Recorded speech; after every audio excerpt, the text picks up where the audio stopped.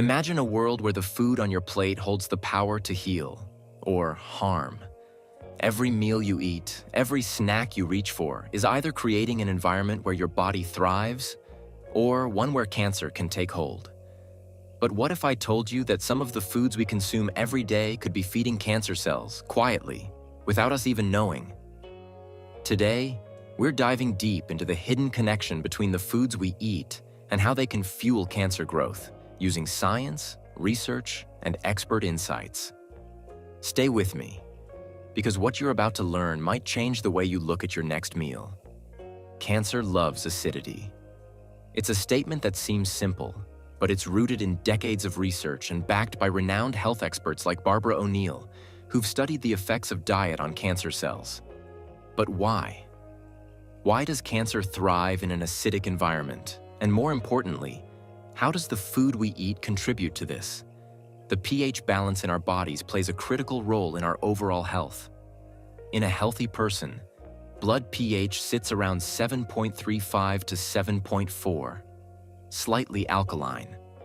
But the pH inside our cells can vary drastically. Cancer cells, for instance, prefer a much lower pH, around 5.5, which is highly acidic. In such an environment, cancer cells can grow, thrive, and multiply. Acidity in the body doesn't just come from external factors. It's deeply tied to the foods we consume. And one of cancer's best friends in this acidic environment? Sugar. When sugar is metabolized in the body, it produces acidic byproducts like lactic acid, which lowers the body's pH even further. What's more, sugar directly feeds cancer cells, allowing them to grow stronger. And here's the kicker. Sugar is everywhere, often hidden in processed foods, soft drinks, and snacks that we might not even think twice about consuming. Barbara O'Neill stresses that cancer loves sugar. It's not just about avoiding sweets. This is a metabolic reality that many of us are unaware of. Cutting sugar isn't just about managing weight or diabetes. It's about starving cancer cells, preventing them from getting the fuel they need to flourish. But sugar isn't the only culprit. In fact, there's another category of food that's even more common and just as dangerous: red meat and processed meats.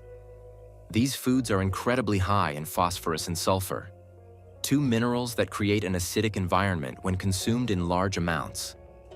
And when you add these acid-forming elements to an already high-acid diet, you're feeding not only your body, but potentially cancer as well. Barbara O'Neill cites Dr. Colin Campbell's research, which found that altering the intake of meat could effectively turn cancer cells on and off. Imagine that for a moment. Being able to control the growth of cancer cells by simply adjusting the amount of meat in your diet. It sounds like science fiction, but it's rooted in real science. Processed meats, such as bacon, sausages, and cold cuts, come with their own unique dangers. These meats contain not only harmful preservatives like nitrates, but also chemicals formed during processing that can directly damage our cells. Studies have shown a clear link between high consumption of these meats and an increased risk of cancers, particularly colon cancer. But it's not just about avoiding red meat or processed foods entirely. The message here isn't to demonize meat, but to understand its place in your overall diet. Balance is key. And then, we come to something that many people consume without a second thought: bread, pasta, pizza, cookies, essentially anything made from modern wheat. But this isn't the wheat of the past. What's on our plates today is a product of hybridization, a process that has dramatically changed its impact on our health. Modern wheat, the kind used in nearly all processed foods, has been genetically altered over the years to increase yield. While this might have helped address global food shortages, it came at a cost to our health. Barbara O'Neill points out that today's wheat has a complex gluten structure that many human bodies find difficult to digest. This hybridized wheat is far more acid-forming than its ancient counterpart, einkorn, which had a simpler, more digestible gluten structure. In today's world, gluten intolerance is rising, and many experts believe this hybridization is to blame. The complex proteins in modern wheat not only make it harder for our bodies to digest, but also add to the overall acid load, which, as we know, cancer thrives on. What's more, wheat is found in nearly every processed food, making it a challenge to avoid. So what's the solution?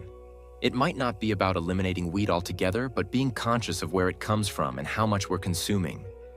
We've talked about the big players like sugar, meat, and wheat, but there are other foods and substances that can quietly contribute to the acidity in our bodies. Things we consume daily, like caffeine, dairy, and alcohol. Let's start with caffeine. Whether it's a cup of coffee to kickstart your day or an energy drink to get through the afternoon, caffeine is everywhere. But what many don't realize is that caffeine, especially when combined with sugar, significantly raises the body's acid levels. Barbara O'Neill explains that regular consumption of caffeine forces the body to use its alkaline mineral reserves, like calcium and magnesium, to buffer this acidity. This depletion can weaken the body's defenses against chronic diseases like cancer. Then there's dairy, particularly aged cheeses, which are highly acid-forming. Blue cheese, for instance, contains mold, and most dairy products, being high in protein and phosphorus, contribute to acidity. The more processed or aged the cheese, the more acid-forming it is. While fresh cheeses like cottage or ricotta may be less acidic, they can still add to the overall acid load. And finally, alcohol. While technically not a food, alcohol is a known contributor to an acidic environment in the body. It breaks down into acetaldehyde, a toxic compound that damages brain cells and creates more acidity. Both alcohol and tobacco share this harmful trait. Neither are foods, but both create the perfect environment for cancer cells to thrive. What's fascinating is how dairy, caffeine, and alcohol often come bundled with other acidic or acid-forming companions. Take coffee, for instance. How many times do people pair it with sugar, a pastry, or even dairy creamer? This combination is a perfect recipe for an acidic overload, putting immense pressure on the body's buffering systems. Even that seemingly innocent cup of coffee could be contributing to a long-term shift in your body's pH balance, particularly if it's consumed regularly with sugary or dairy-rich accompaniments. When it comes to alcohol, the effects aren't just limited to acidity. Alcohol also disrupts the liver's ability to detoxify the body effectively. Barbara O'Neill explains that alcohol depletes the liver's stores of essential nutrients, which are necessary for neutralizing toxins and acids. The combination of nutrient depletion and increased acid load makes alcohol a particularly potent contributor to an environment where cancer cells can grow. And let's not forget the social aspect. Alcohol is often consumed with other acid-forming foods like processed meats or salty snacks, further compounding the problem. Now, does this mean you need to eliminate all acidic foods from your diet? Not necessarily. Barbara O'Neill suggests a balance, consuming about 20% acidic foods and 80% alkaline-forming foods. This ratio allows the body to maintain its pH balance without overwhelming it with acid. Think of it as a spectrum. On one end, you have highly acid-forming foods like sugar, red meat, processed meats, and caffeine.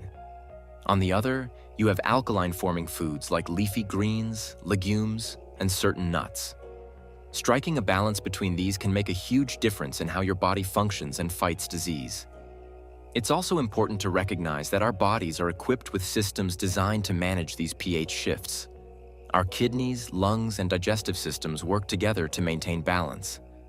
But what Barbara stresses is that when we constantly overload the body with acid-forming foods, we're asking these systems to work over time, potentially leading to breakdowns or inefficiencies.